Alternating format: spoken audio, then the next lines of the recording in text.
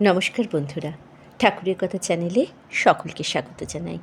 পরম গুরু শ্রী শ্রী রাম ঠাকুরকে প্রণাম জানিয়ে প্রতিদিনের মতো ঠাকুরের কথা নিয়ে আমি অন্তরা আপনাদের কাছে সকল বড়দেরকে প্রণাম জানাই। সকল বন্ধুরা ভালো থাকবেন, সুস্থ থাকবেন কামনা করি। আজকের ঠাকুরের কথা শ্রীগুরু শ্রী শ্রী রাম ঠাকুর গ্রন্থ থেকে ভক্তপ্রবর শ্রী রোহিণী কুমার মজুমদারের কথাই আপনাদেরকে শোনাবো। তাহলে সঙ্গে থাকুন। শুরু করছি আজকের ঠাকুরের কথা রোহিণীবাবুর কথায়। ঠাকুর একদিন বেলা 11:30টার সময় বাসায় ফিরিয়া বলিলেন, আমাকে একটা ট্রেনে কাশী রওনা হইতে হইবে। একটু বিলম্ব না করিয়া স্টেশন অভিমুখে যাত্রা করিলেন। 12টার পূর্বেই তাহাকে লইয়া স্টেশন পৌঁছালাম। ট্রেন ছাড়া তখন 1 ঘণ্টা দেরি আছে।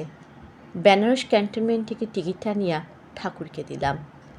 ঠাকুর তখন গাড়িতে উঠিয়া বসিলেন। মনে হইল তিনি যেন অনেকটা নিশ্চিন্ত হইয়া আছেন। ট্রেন ছাড়ার পরে বাসায় ফিরিলাম। বুঝিতে পারি নাই কেন ঠাকুর কাশী যাইবার জন্য এত ব্যস্ত হইয়াছেন।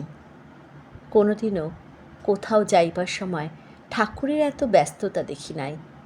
এই সময় আমি মজফ্ফরপুরের সুপ্রসিদ্ধ উকিল শ্রী ঋষিকেশ চক্রবর্তী মহাশয় 2 পুত্রে গৃহশিক্ষক ছিলাম।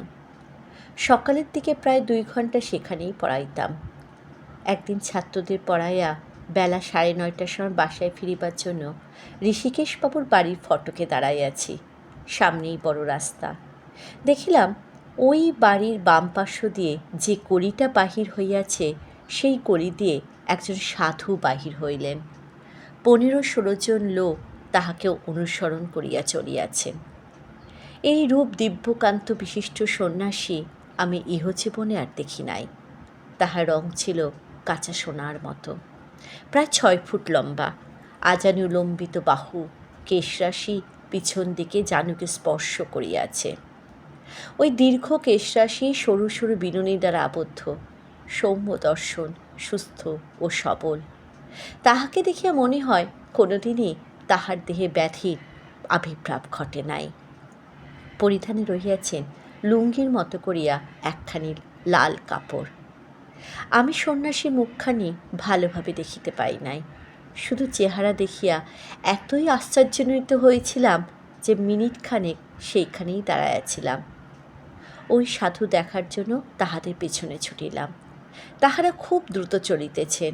ওই সাধুকে ভালো করিয়া দেখার জন্য এতই কৌতূহল হইয়া উঠিয়াছি যে আমিও বেশ দ্রুত চলিতেছি, অথচ তাহাদের নাগাল পাইতেছি না। দৌড়াতে আরম্ভ করিলাম। এবারে মনে হইল যেন তাহারাও দৌড়াইতেছেন। কল্যাণী মোট 5টি রাস্তার মিলনস্থল, এখানেই বাজার। চতুর্দিকে লোকের ভিড়। এই স্থানে আসিয়া আর সেই সাধু ও তাহার অনুসরণকারীদের দেখিতে পাইলাম না। কোন রাস্তায় গিয়াছেন স্থির করিতে না পারিয়া প্রত্যেকটি রাস্তার কিছু দূর দৌড়ায় দৌড়ায় দেখিলাম। অনেকের নিকট এই সন্ন্যাসী কোন রাস্তায় গিয়াছেন জিজ্ঞাসা করিলাম, কিন্তু কেহই উত্তর দিতে পারিল না।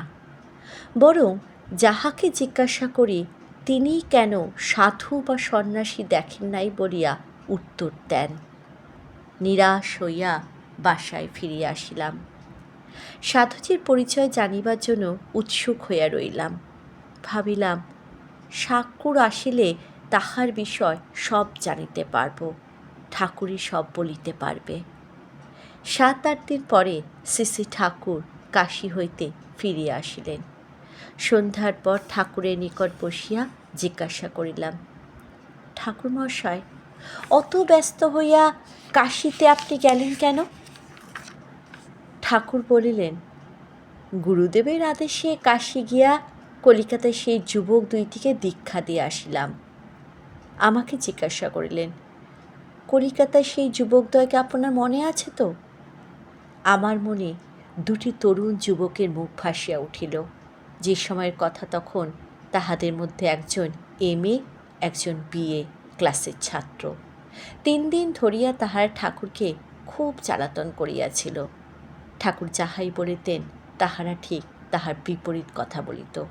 এবং সকাল হইতে সন্ধ্যা পর্যন্ত তাহারা ঠাকুরের সহিত তর্ক বিতর্কে লেগে থাকত। ঠাকুরকে এইভাবে বিরক্ত করতে দেখে আমিও স্বর্গীয় প্রভাতদা তাহাদের ঠাকুরের নিকট আসিতে বারণ করিয়া নানা রকম কটূক্তি করিয়াছিলাম।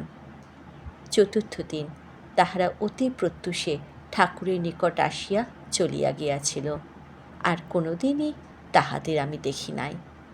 সেই যুবকদ্বয়কে ঠাকুর কাশীতে দীক্ষা দিয়ে আসিলেন। ঠাকুর আমাকে বলিলেন, এখন আর তাহাদের সে চশমাও নাই, চুল আশ্রাবার পাহাড়ও নাই, তাহাদের দিব্য চেহারা হইয়াছে, তাহারা গুরুর সহিত চলিয়া গিয়াছে। জিজ্ঞাসা করিলাম, গুরু আর কি বলিলেন? গুরু বলিলেন, তো রোহিণীরে দেইখা আসিলাম। ঠাকুর বলিলেন। আমি বলিলাম, ঠাট্টা করেন কেন?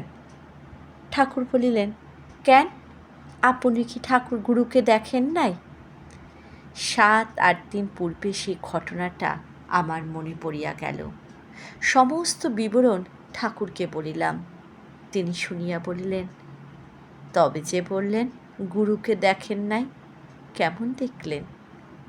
ইহার পরে আর এই বিষয়ে কোনো কথাই ঠাকুর বলেন নাই।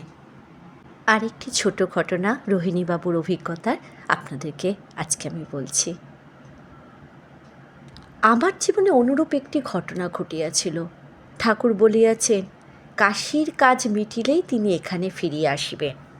প্রায় 15-16 দিন অতিবাহিত হইয়া গেল, ঠাকুরের কোনো খবর নাই। একদিন সন্ধ্যার পরে ঠাকুর ঘরের দিকে মুখ করিয়া একখানি আরাম কেদারায় বসিয়া ঠাকুরের চিন্তা করিতেছিলাম। সন্ধ্যা আরতি হইয়া গিয়াছে। ঠাকুর ঘরের দরজা খোলা। এমন সময় আমার মনে হইল যেন একজন ঘোড়ার গাড়ি গলির মুখে দাঁড়াইল। হঠাৎ দেখিতে পাইলাম ঠাকুর উপরে উঠিয়া ঠাকুর ঘরে প্রবেশ করিলেন। আমি চিৎকার করিয়া উঠিলাম, তোমরা শীঘ্র এসো, ঠাকুর এসেছেন। আমি তাড়াতাড়ি ঠাকুর ঘরে প্রবেশ করিলাম, কিন্তু কাহাকেও দেখিতে পাইলাম না। শুধু ঘরময় ফুল ও চন্দনের সুগন্ধ। বুঝিলাম দয়াল ঠাকুর আসিয়া আমাকে দেখা দিয়া গেলেন। আমার বহুদিনের আকাঙ্ক্ষা পূর্ণ হইল। ভগবানের জন্য যখন ভক্তের মন ব্যাকুল হয়, ভক্তবৎসল ভগবান ভক্তের ডাকে সাড়া না দিয়ে কখনোই থাকতে পারেন না। এইভাবেই ধ্রুব, প্রহ্লাদ, জয়দেব, রামপ্রসাদ সবাই পাইয়াছিলেন তাহাদের পরম আরাধ্য দেবতাকে।